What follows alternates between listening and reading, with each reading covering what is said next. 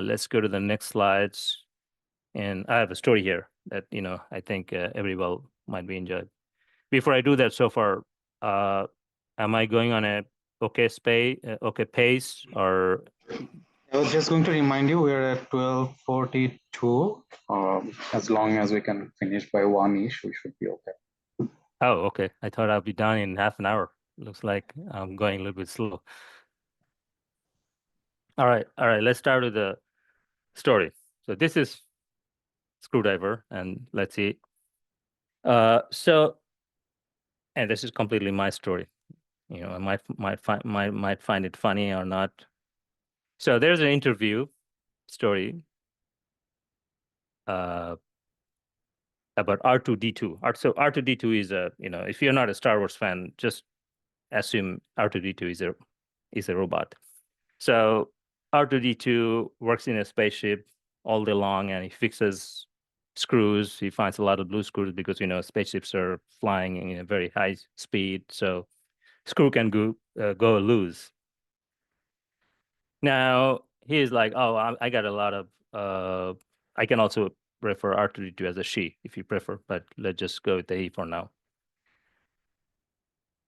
R2D2 is complaining that he has a lot of missing screws and a lot of loose screws in the spaceships. He's gonna fall apart if we keep flying like that. So we need to hire some people or hire some tech specialist to help us with that. So Skywalker, they were like, okay, go hire whoever you want. So he posted a job opening on LinkedIn or Monster, and there's a lot of resumes coming all over the world, all over the planets in the galaxy, and whatnot. Wayne State, U of M, FIU, everybody applied for that. Who don't want to work for the R2D2 in the spaceship, right? And then he chose top two candidate. The first one was a Swiss Army knife, and then the second one was a screwdriver. So first one, he goes to the Swiss Army knife, and he goes, okay, tell me about yourself. So the Swiss gear goes, oh, I'm amazing. I'm pretty sharp. I have a lot of knives. I've got scissors, knife, can opener, little corkscrew for parties, good for camping. And I also have a screwdriver. I'm an all-rounder. And of course, R2D2 really get confused. Like, okay, you are all-rounder. What are you good at? You have so many things going on here. All right. So he's kind of unconvinced. So you go to the next person or next tech specialist. That's a screwdriver. I say, okay, tell me about yourself. The screwdriver goes, well, I only do one thing. I'm expert in screws. I handle all torques of all kind of screws, Phillips, flathead, you name it. I screw, unscrew, and that's all I do. Who do you think R2D2 hires? He hired the screwdriver because he needs that expertise for his job. So the reason I say that, or reason I made up that story, and by the way, this is not AI generated story. It came from my mind, just to give myself some credit on that. So the reason I brought up this screwdriver story is because when people talk about you, they have to come up with a word like helpful, not helpful. When people see a problem, they have to list a number of names, right? Number of problem solver. And if you are on the top, that you are already have a brand, you're already an expert. So in a company, while you are working, you already have a job or you're going to be looking for an interview. Your resume, if your profile is narrowed down to some expertise, instead of solving all the world problem, you are PhD at everything, but what are you expert at? If you are solving only one problem very deeply, very specifically, highlight that on your profile. I don't want to say resume. Like I said, resume is an absolute thing for me. Online profile, online presence, digital footprints. These are the keyword I'm keep using over and over because I want you to think completely differently. It doesn't matter what you write on your resume, but make sure what are you good at, your expertise and your focus, narrow it down, and your passion, of course, your focus, your expertise should be linked to your passion. And I'll tell you why is that as we go, because that's where the energy flows. So if you're thinking that you're going to be, ready to solve certain world problem or certain problem, make sure you highlight that so that people, when they talk about looking for a solution, your name should be the first one on their list.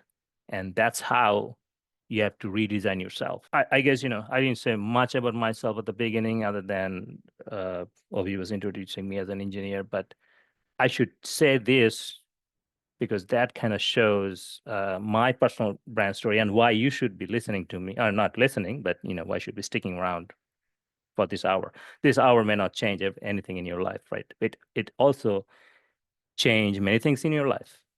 You may be the person who lead the next generations.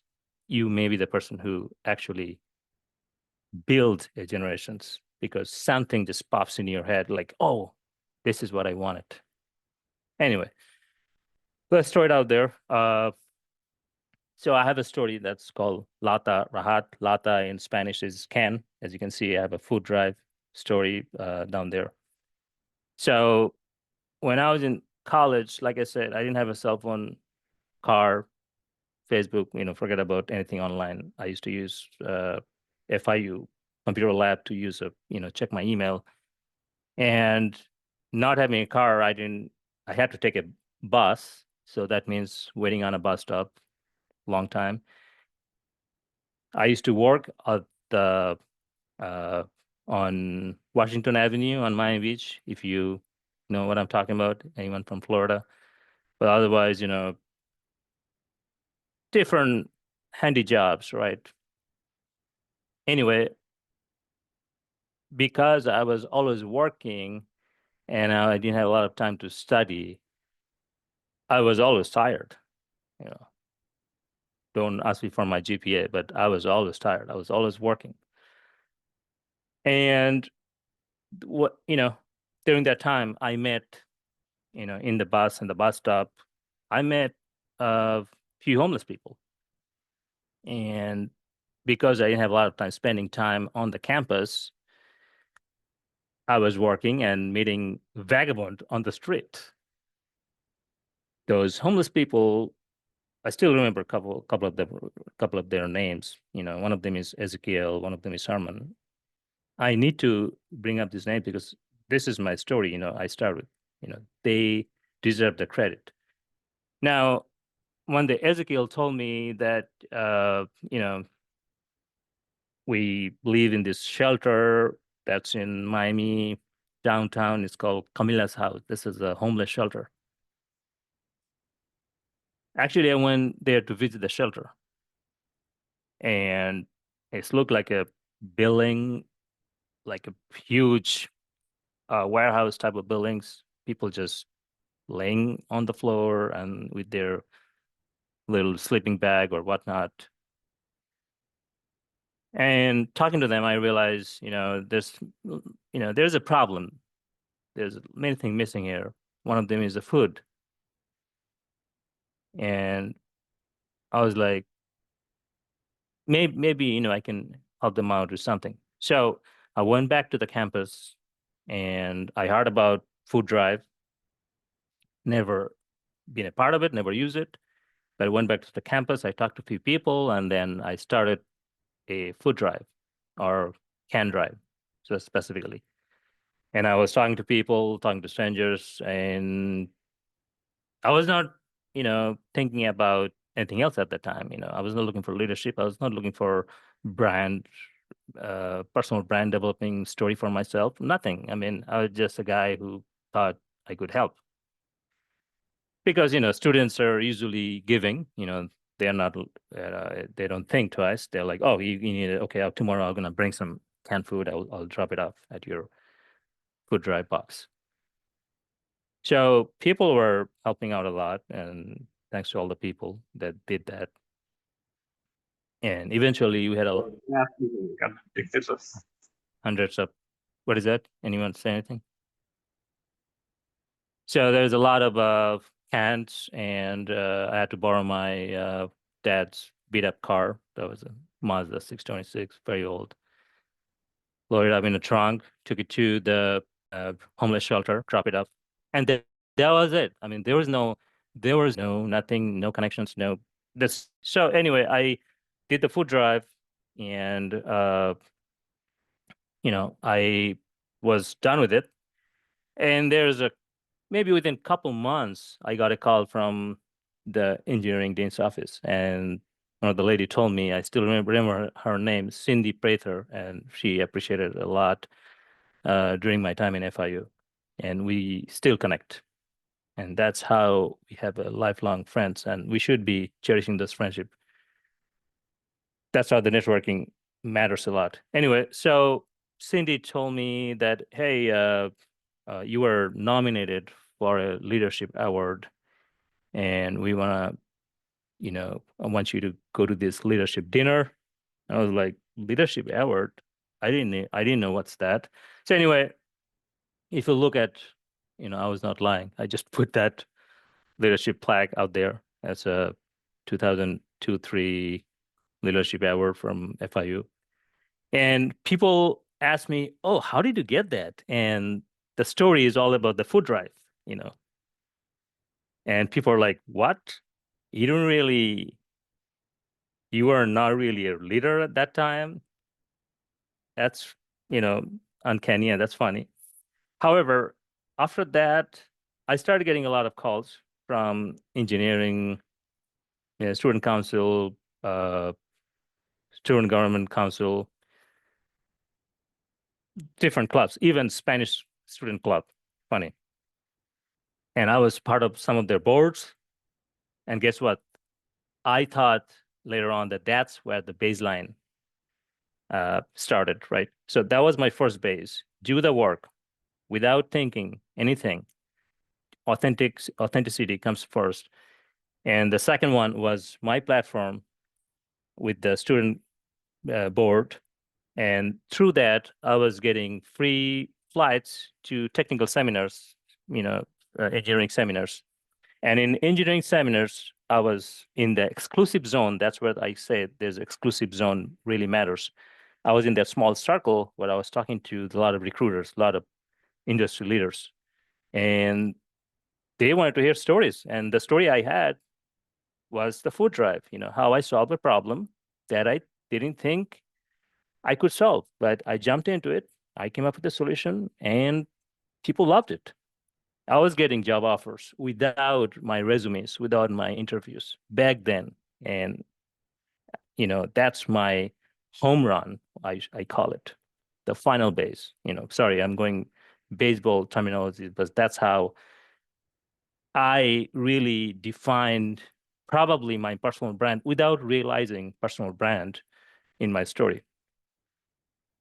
And the legacy part of it was when I was living FIU, I worked on Asian student associations for engineers. So I call it SAE, Student Society of Asian American Engineers. And I got funding. And later on, I realized that was the legacy of my branding. So that's just a start.